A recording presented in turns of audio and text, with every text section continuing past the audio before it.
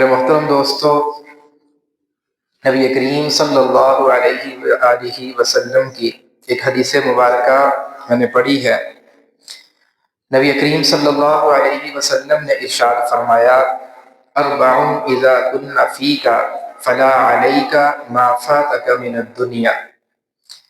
چار چیزیں ایسی ہیں کہ اگر وہ چار چیزیں کسی انسان میں آ جاتی ہیں، یعنی یوں سمجھیے کہ چار اعمال اور چار اوصاف ایسے ہیں، اگر وہ کسی انسان میں آ جاتے ہیں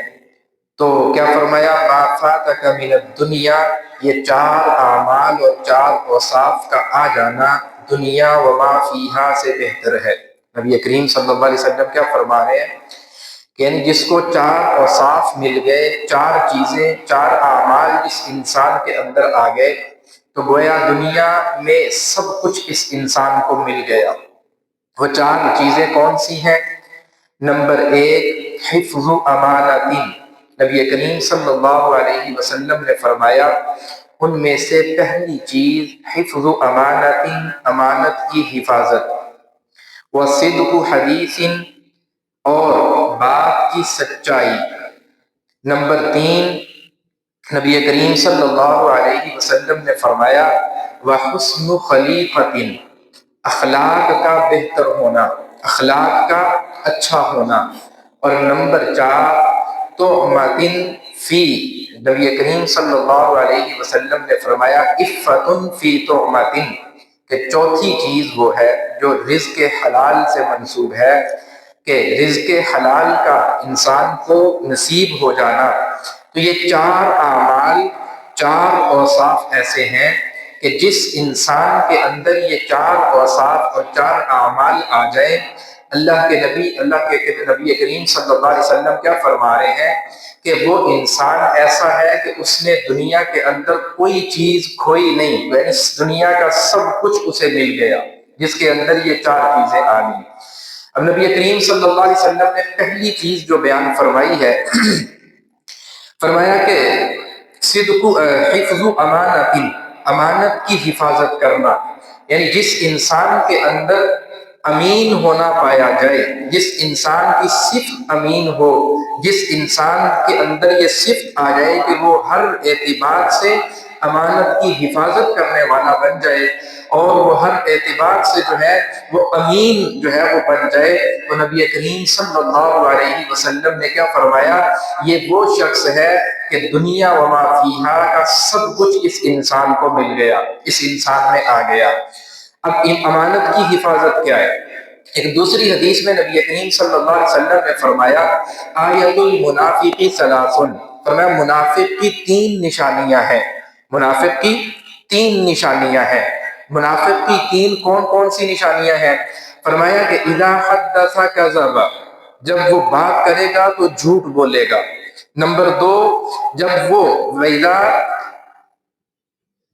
جب اس کے پاس وَإِذَا وَعَدَ أَخْلَفَ، جب اس کے پاس جو کوئی وعدہ وہ کرے گا تو وہ اس وعدے کے اندر وعدہ خلافی کرے گا۔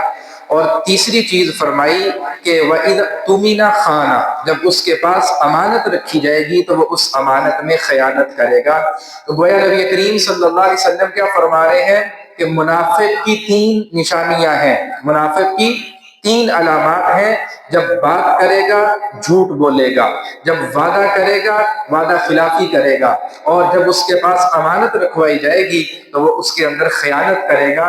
تو خیانت کرنے والے کو نبی کریم صلی اللہ علیہ وسلم نے اس حدیث مبارکہ کی روح سے منافق کہا کہ یہ منافقین کی علامت ہے خیانت کرنا۔ اور دوسری حدیث جو پہلے عرض کی اس میں نبی کریم صلی اللہ علیہ وسلم نے کیا فرمایا کہ امانت جس شخص کے اندر آ جائے، جو امین بن جائے اور جو امانت کی حفاظت کرنے والا بن جائے، فرمایا وہ ایسے ہے کہ دنیا و ما فیہا کی ساری نعمتیں اس انسان کو میسر ہو گئیں، یعنی دنیا کی سب دولتیں، سب نعمتیں اس انسان کو سمجھو مل گئی جس کے اندر امانت کی دولت آ گئی۔ تو امانت، امین ہونا، امانت کی حفاظت کرنا، یہ ایمان والوں کی نشانیوں میں سے ہے، اعمال والوں کی نشانیوں میں سے ہے۔ تو نبی کریم صلی اللہ علیہ وسلم نے ایک کامل انسان، یا یوں سمجھیے ایک ایک کامیاب انسان کے جو 4 اوصاف ذکر کیے ہیں، ان میں سے جو پہلا وصف ہے وہ پہلا وصف امانت کی حفاظت کرنا ہے۔ امام ابو بکر بزار رحمۃ اللہ تعالی علیہ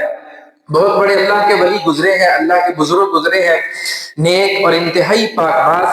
ان کی جوانی کا عالم تھا، ابھی شادی بھی نہیں ہوئی تھی، کمارے تھے بالکل۔ تو اسی جوانی کے عالم میں ان کا ایک واقعہ کتابوں کے اندر نقل کیا ہے۔ فرماتے ہیں کہ یہ ایک جگہ سے گزر رہے تھے، مکہ کے اندر ایک جگہ سے گزر رہے تھے، تو وہیں پر ان کو ایک تھیلی ملی۔ ان کو مکہ میں ایک تھیلی ملی اور اس تھیلی کو انہوں نے دیکھا، اس کو کھولا تو اس تھیلی کے اندر ہیروں سے بنا ہوا ایک قیمتی ہار تھا۔ ہیروں سے بنا ہوا ایک انتہائی قیمتی ہار اس تھیلی کے اندر، اور پھر فرمایا کہ صرف وہی نہیں، 500 دینار بھی اس تھیلی کے اندر موجود تھے۔ دینار یہ سونے کے سکے کو کہتے ہیں، دینار۔ تو سونے کے 500 سکے اس تھیلی کے اندر موجود ہے۔ آپ اس دور کے جو ہے وہ اعتبار سے خود اندازہ لگا رہے ہیں کہ 500 سونے کے سکوں کی قیمت کہاں جاتی ہے اور کتنی بنتی ہوگی۔ تو فرمایا کہ 500 سونے کے سکے وہ اس تھیلی کے اندر، اور ہیروں سے بنا ہوا ایک انتہائی قیمتی ہار جو ہے وہ اس تھیلی میں۔ امام ابو بکر بزار رحمہ اللہ کو یہ ہار جو ہے وہ ملا، تو انہوں نے دیکھا، تو دیکھ کر فرماتے ہیں کہ پہلے تو دل کے اندر خیال آیا، ضرورت مند بھی ہوں اور جو ہے وہ کچھ پاس بھی نہیں ہے، غریب بھی ہوں، تو کیا خیال ہے اس کو اپنی ضرورت کے اندر استعمال کر لیا جائے۔ لیکن پھر ذہن کے اندر آیا کہ نہیں، ہماری اسلام کی تعلیمات وہ اس چیز کی اجازت نہیں دیتی کہ ہم کسی کی امانت کی چیز کو بغیر اس کی اجازت کے جو ہے وہ اس کو استعمال کر لیں۔ اس گری ہوئی چیز کو کسی کی امانت سمجھا اور امانت سمجھ کر اس کو اپنے پاس محفوظ کر لیا کہ جب تک اس کا مالک مل نہیں جاتا اس وقت تک اس کو کسی استعمال میں نہیں لے کر آنا، بلکہ اسلامی تعلیمات کے نظریے اور اس کی روح سے یہ امانت اس کے حقدار تک واپس پہنچانی ہے۔ اب یہ گری پڑی چیز تھی، شریعت کے اندر نقطے کا حکم جو ہے، گری ہوئی چیزوں کا حکم موجود ہے، وہ ایک الگ تفصیل اور ایک الگ موضوع ہے، لیکن قطع نظر اس بات سے انہوں نے اس کو امانت سمجھا اور امانت سمجھ کر اس کی حفاظت کی، اور پھر کیا کیا، جس جگہ سے وہ تھیلی ملی تھی اس جگہ پر آتے اور آ کر کئی گھنٹے وہاں پر انتظار کرتے۔ کتنا وقت گزر جاتا، وہاں پر کھڑے ہو کر انتظار کرتے کہ شاید اس جگہ پر اپنی تھیلی کو ڈھونڈتا ہوا کوئی شخص آئے جس کی گری ہے۔ اب ظاہری سی بات ہے، جس کو ملی ہے وہ اتنا فکر مند ہے، تو جس کی گری ہوگی وہ کتنا فکر مند ہوگا۔ تو اسی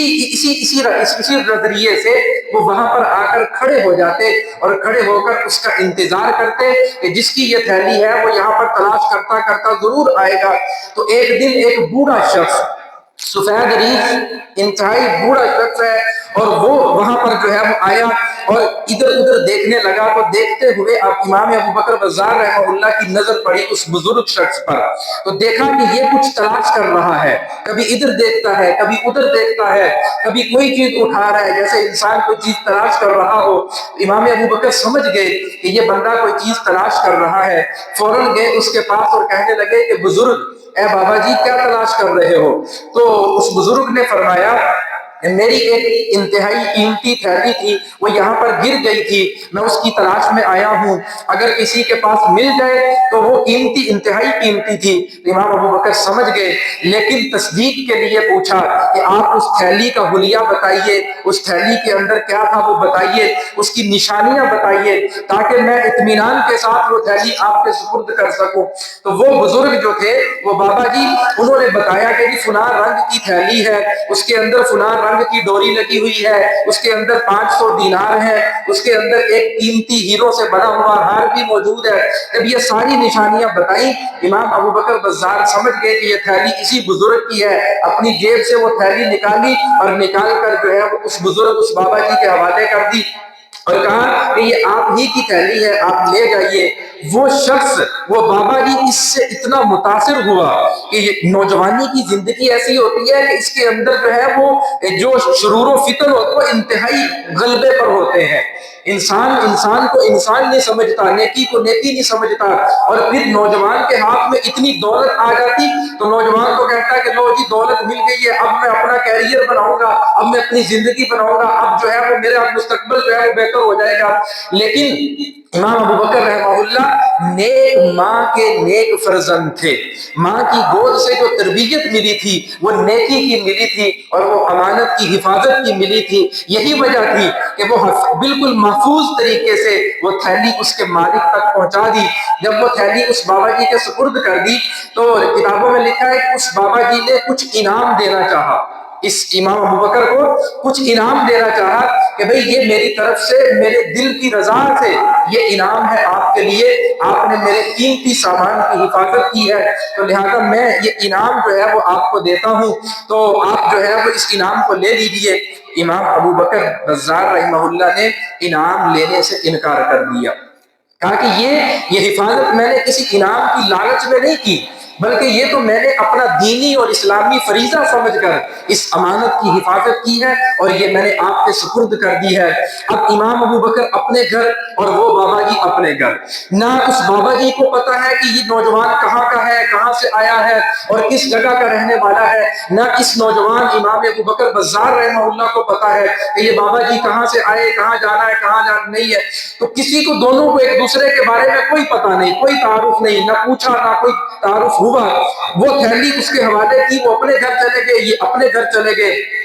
کتابوں میں لکھا ہے کہ کچھ عرصہ گزر گیا تو امام ابو بکر بزار رحمہ اللہ کو سفر کرنا پڑا، اور وہ سفر تھا سمندری، اور کشتیوں پر سفر ہوتا تھا، سمندری سفر، ٹھیک ہے نا۔ آج کل کے زمانے کے وہ بحری جہاز بھی شاید اس زمانے کے اندر ایجاد نہ ہوئے ہوں ابھی، تو بڑی بڑی کشتیاں وہی بحری جہاز ہوتے تھے، وہی ابھی جدید ٹیکنالوجی تو نہیں آئی تھی، تو کشتیوں پر سفر ہوتا تھا۔ امام ابو بکر رحمہ اللہ یہ ایک دن سفر کے لیے نکلے تو اسی کشتی میں سوار ہوئے، تو اللہ کی قدرت دیکھیے، فرمایا کہ بیچ سمندر جا کر وہ کشتی جو تھی وہ ٹوٹ گئی، اس کی جو لکڑیاں تھیں وہ بکھرنا شروع ہو گئی، اس کے پٹے الگ الگ ہونا شروع ہو گئے، جتنے سوار اس کشتی کے اندر تھے سب کے سب ہلاک ہو گئے، سب کے سب وہاں پر ڈوب گئے اور سب وہیں ڈوب کر مر گئے اس سمندر کے اندر۔ ایک امام ابو بکر بزار رحمہ اللہ جو تھے، ایک پھٹا، ایک تختہ جو اس کشتی کا تھا اس کے اوپر بیٹھے ہوئے ہیں، باقی سب لوگ مر گئے اور یہ زندہ ہے، یہ نہیں مرے، اس ایک پھٹے کے اوپر، اور وہ پھٹا ڈوب نہیں رہا، وہ ان کو اوپر لے کر، تو فرماتے ہیں پانی کو چلاتے رہے، ہاتھوں سے ادھر ادھر کرتے رہے، ہاتھ پاؤں مارتے رہے، تو چلتے چلتے کہتے ہیں ایک جزیرہ آیا، اس جزیرے کے پاس جا کر جب ان کا وہ پھٹا لگا تو اس جزیرے پر اتر گئے۔ جانا تو کہیں اور منزل پر تھا، لیکن اب جان بچانے کے لیے یہی جزیرہ ہے، یہیں پر اتر جاتا ہوں اور اتر کر یہیں پر انتظار کرتا ہوں، پیچھے سے کوئی اور قافلہ آئے گا، کوئی اور کشتی آئے گی، یہاں سے تو آنے جانے کا سلسلہ پتہ کروں گا، تو پھر آگے کی منزل اپنی طے کروں گا، اپنا سفر آگے جو ہے وہ طے کروں گا۔ اس نیت سے اسی جزیرے پر اتر جانا مناسب سمجھا، اسی جزیرے پہ اتر جاتا ہوں۔ تو وہاں پر جزیرے پر جب اترے تو جزیرہ یہ وہ علاقہ ہوتا ہے کہ جس کے چاروں طرف پانی ہی پانی ہو، جزیرہ اس خطے کو کہتے ہیں جس کے چاروں طرف پانی ہی پانی ہو، کوئی جو ہے وہ راستہ اس کے اندر جو ہے وہ خشک راستہ، خشکی کا اس کے اندر نہ ہو، پانی ہی پانی چاروں طرف، اور درمیان کے اندر جو ہے وہ ایک جو ہے وہ اونچا، یوں سمجھ لیجیے کہ کوئی آبادی یا کوئی خشک جگہ ہو، ایسی جگہ کو جزیرہ کہا جاتا ہے۔ تو اس جزیرے پہ اتر گئے، اب دیکھا تو سامنے ایک چھوٹی سی آبادی ہے، اس جزیرے میں چھوٹی سی آبادی ہے، وہاں پر اس آبادی کے اندر چلے گئے تو نماز کا وقت ہونے والا تھا، نماز کا وقت ہونے والا تھا۔ امام ابو بکر بزار رحمہ اللہ جب نماز کے لیے جو ہے اس آبادی کے اندر داخل ہوئے، لوگوں سے پوچھا کہ مسجد، تو کہا کہ جی یہ ہمارے محلے کے اندر ایک چھوٹی سی مسجد ہے، آپ اس مسجد کے اندر جائیے، نماز پڑھیے تو ہمیں بھی پڑھائیے۔ جب مسجد کے اندر گئے تو فرمایا مغرب کی نماز کا وقت تھا، مغرب کی نماز کا وقت تھا۔ مسجد کے اندر گئے تو لوگوں نے کہا کہ آپ عالم ہیں، تو کہا کہ جی عالم ہوں۔ کہا پھر آپ ہمیں امامت کروائیے، آپ نماز پڑھائیے۔ کہا کہ بھی تمہارے امام، تمہارا مولوی، تمہارا قاری کدھر ہے؟ اس نے کہا کہ ہمارے پاس یہاں پر کوئی عالم نہیں ہے، کوئی مولوی، کوئی قاری ہمیں پڑھانے والا، سکھانے والا کوئی نہیں ہے، ہم تو بغیر کسی امام کے جو ہے وہ ابھی تک پڑھ رہے ہیں، آپ آئے ہیں تو آپ نماز پڑھائیے۔ تو امام ابو بکر رحمہ اللہ نے نماز پڑھائی۔ اور پھر نماز مغرب کی نماز پڑھائی، پھر عشاء کی نماز پڑھائی، پھر صبح فجر کی نماز پڑھائی۔ تو فرمایا 3 نمازیں امام ابو بکر نے پڑھائی، اور پڑھاتے ہوئے جو ہے وہ لوگ ان کی نماز سے اتنا متاثر ہوئے، ان کے درس سے، ان کے بعد سے، ان کے بیان سے اتنا متاثر ہوئے کہ یہ اتنا قیمتی آدمی ہے، اتنا علمی شخص ہے، اور جو ہے ہم اس کو یہاں سے جانے نہیں دیں گے۔ وہ کیا کہتے ہیں کہ سب اکٹھے ہو کر بستی والے وہ مولوی صاحب کے پاس آ گئے اور کہنے لگے کہ جی ہوں تسی پکے پکے ساڑھے امام ایتھے ہی رہو، ہوں تسی پکے پکے ساڑھے امام ایتھے ہی رہو۔ تو کہنے لگے کہ بھی میری منزل تو کوئی اور ہے، میں تو کس مقصد سے نکلا تھا، کہاں جانا تھا، تمہیں کیا پتا ہے کہ میں کس لیے نکلا ہوں؟ تو تم نے 2-3 نمازیں پڑھی اور تم اس کو دیکھ کر کہہ رہے ہو کہ آپ ہمارے پاس رہیے اور ہمارے یہاں پر دینی خدمات کو سر انجام دیجیے، تو مسجد کے نظم کو سنبھالیے۔ امام ابو بکر فرماتے ہیں پہلے تو نہیں مانے، لیکن جب لوگوں نے اصرار کیا تو کتابوں میں لکھا ہے کہ پھر امام ابو بکر بازار نے حامی بن لی، کہا کہ جی ٹھیک ہے میں آپ کی امامت کرنے کے لیے تیار ہوں۔ اب امامت کا نظم ہو گیا، وہاں پر امامت کرنا شروع فرما دی۔ فرمایا کچھ دن گزرے تھے تو محلے کے اندر ایک شخص تھا، ابھی امام ابو بکر کے وہاں پر جانے سے کچھ دن پہلے جو ہے اس کا انتقال ہو گیا تھا، اس کی ایک نوجوان بیٹی تھی۔ تو محلے والے اکٹھے ہو کر امام ابو بکر بازار کے پاس آ گئے اور کہنے لگے کہ جی ہمارے ہاں ایک شخص تھا، بوڑھا بابا تھا، انتہائی قیمتی تھا، انتہائی نیک تھا اور انتہائی پاک باز تھا، تو وہ ہمیشہ اللہ سے یہ دعا کیا کرتا تھا کہ اللہ کسی نیک جو ہے وہ داماد کو اس سے ملائے تاکہ وہ اپنی بچی کی اس سے شادی کر سکے، یعنی کسی نیک بچے سے، کسی نیک مرد سے اپنی بچی کی شادی کر سکے۔ تو ہمیں آپ سے زیادہ نیک کوئی نہیں ملا، ٹھیک ہے نا، تو لہذا ہم آپ کا اس بچی سے نکاح کروانا چاہتے ہیں۔ اب یہ سارے محلے والے اکٹھے ہو کے آگے مولوی صاحب کا رشتہ لین، مولوی صاحب کا نہ اگا نہ پیچھا نہ کوئی لین نہ دین، کوئی نہیں جانتا مولوی کتوں آیا کتوں نہیں آیا، لیکن اللہ مولویاں کے رشتے ایویں نہیں کروانا۔ بات سمجھ آ رہی کہ نہیں آ رہی؟ اللہ مولویاں واسطے ایویں ہی راستے کھول دو۔ تو اب کوئی نہیں جانتا کہ یہ کہاں سے آیا ہے، کس برادری کا، کس قبیلے کا، کس خاندان کا، حسب نسب کیسا ہے، مالی حیثیت کیسی ہے، کچھ پتہ نہیں ہے کسی کو، صرف شکل و صورت سامنے ہے اور اچھے اخلاق سامنے ہے اور ان کا کردار سامنے ہے۔ وہ دیکھا اور دیکھ کر محلے والے اکٹھے ہو کر آگے اور کیا کہتے ہیں کہ جی ہم فلاں بابا جی وہ تو فوت ہو گئے ہیں، ان کی خواہش تھی کہ ان کی بچی کی شادی کسی نیک آدمی سے کر دی جائے، لہذا ہم آپ سے شادی کرنا چاہتے ہیں۔ تو مولوی صاحب نے پہلے ہاتھ پیر مارے کہ نہیں بھائی میں نہیں کرتا، میں تو مسافر ٹھیک نہیں، لیکن پھر مولوی صاحب مان گئے کہ چلو ابو پیچھے پتہ نہیں کدھروں لکڑی کے لیے لکڑی ہوتے لبدی پئی ہے۔ بات سمجھ آ رہی کہ نہیں آ رہی؟ تو پھر مولوی صاحب بھی مان گئے کہ چلو بھائی مسجد بھی مل گئی ہے، ٹھکانہ بھی مل گیا ہے، ٹھیک ہے، اب عورت بھی مل رہی ہے، شادی بھی ہو رہی ہے، تو اللہ اللہ خیر صلی اللہ مولوی نے ہوگی چاہیے، ٹھیک ہے نا، تو اب شادی کے لیے بھی تیار ہو گئے۔ کتابوں میں لکھا ہے، یہ سارا واقعہ میں جس مقصد کے لیے سنا رہا ہوں نا، اب وہ سمجھنے والی بات ہے، ٹھیک ہے۔ امام ابو بکر بزار رحمہ اللہ کے حوالے میں لکھا ہے کہ شادی ہو گئی، پہلی رات جب یہ بیوی کے پاس گئے تو بیوی کی گردن کے اندر ایک ہار دیکھا، یہ وہی ہار تھا جو امام ابو بکر نے اس تھیلی میں اس بزرگ کو واپس کیا تھا، یہ وہی ہار تھا جو امام ابو بکر بزار رحمہ اللہ نے مکہ کے اندر اس بزرگ کو اس تھیلی کے اندر جو ہار واپس کیا تھا نا، اس لڑکی کے گلے کے اندر وہ ہار دیکھا، تو ساری رات مولوی صاحب کی سوچتے سوچتے ہی گزر گئے، ساری رات مولوی صاحب کی سوچتے سوچتے گزر گئے۔ تو صبح ہوئی تو لڑکی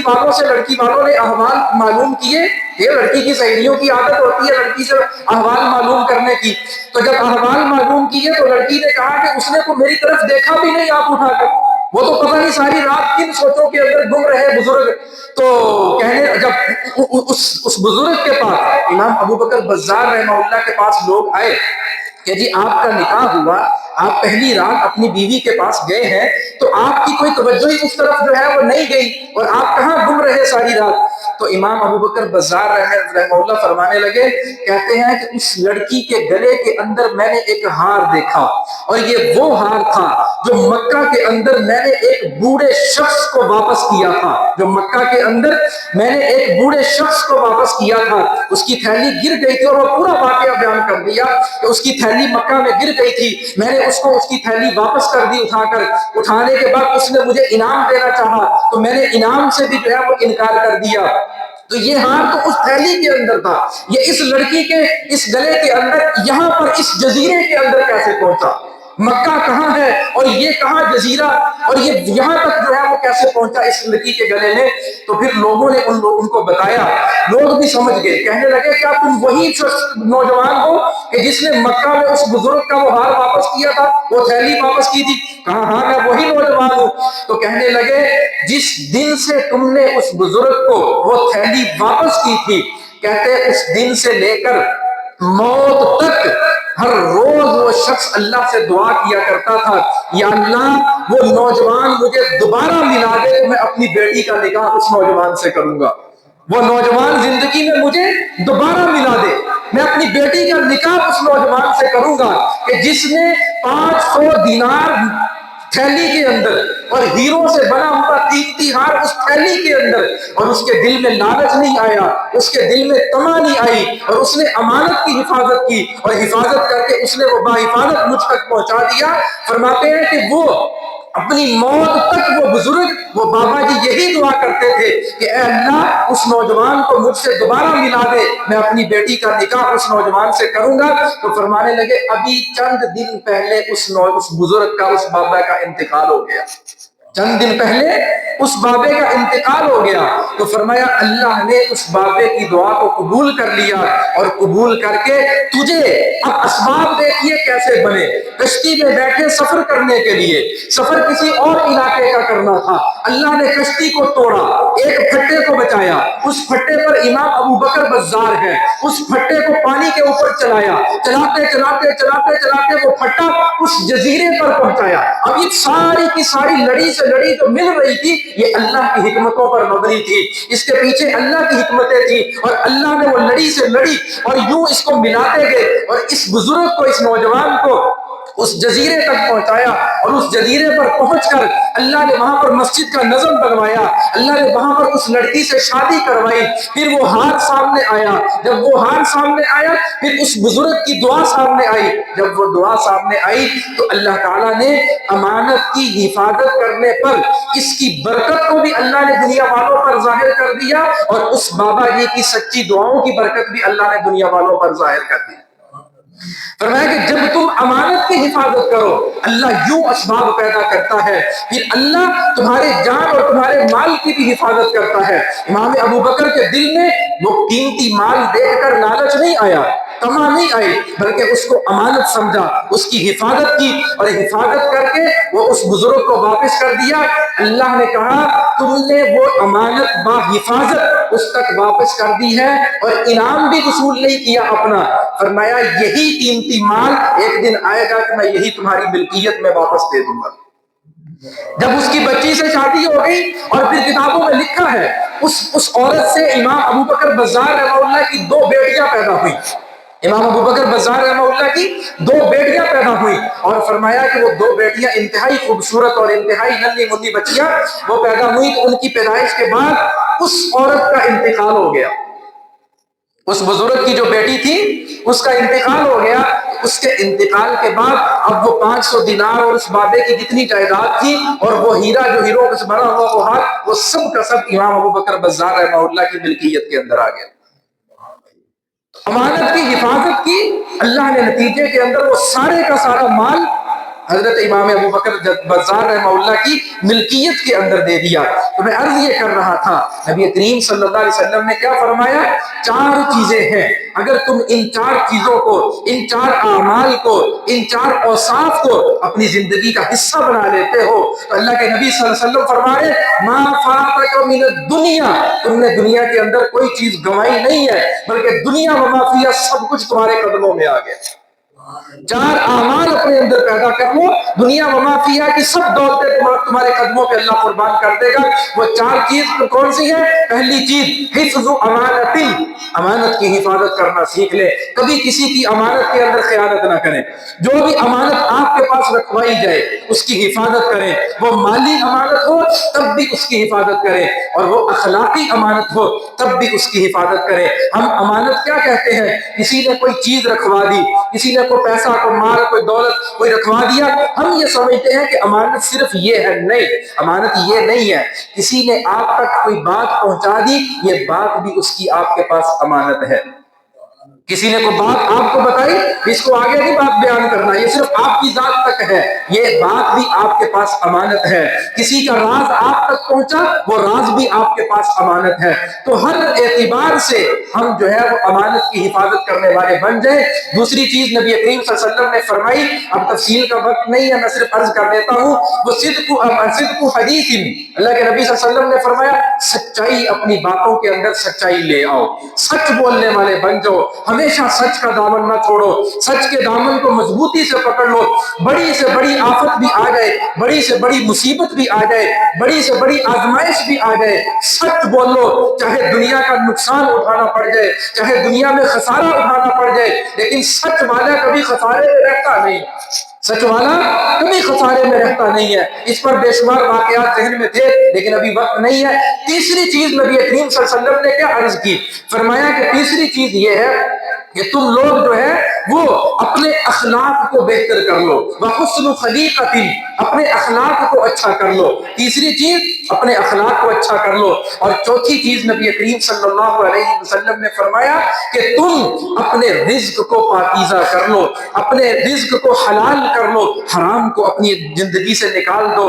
شکوک و شبہات والے رزق کو، مشتبہ مال کو اپنی زندگی سے نکال دو. حلال کے اوپر کفایت کرو، حلال کے اوپر قناعت کرو. جتنا حلال مل جائے اسی کے اوپر گزارا کرنا سیکھو. کسی کا حق نہ دباؤ، کسی کا مال جو ہے وہ کسی بھی ناجائز ذریعے سے اس پر قبضہ نہ کرو. اللہ تعالیٰ سے دعا ہے اللہ ہم سب کے اندر یہ چاروں اوصاف جو ہے وہ کامل طریقے سے پیدا فرمائے. اللہ ہم سب کو عمل کی توفیق عطا فرمائے، سنتیں ادا کر لے.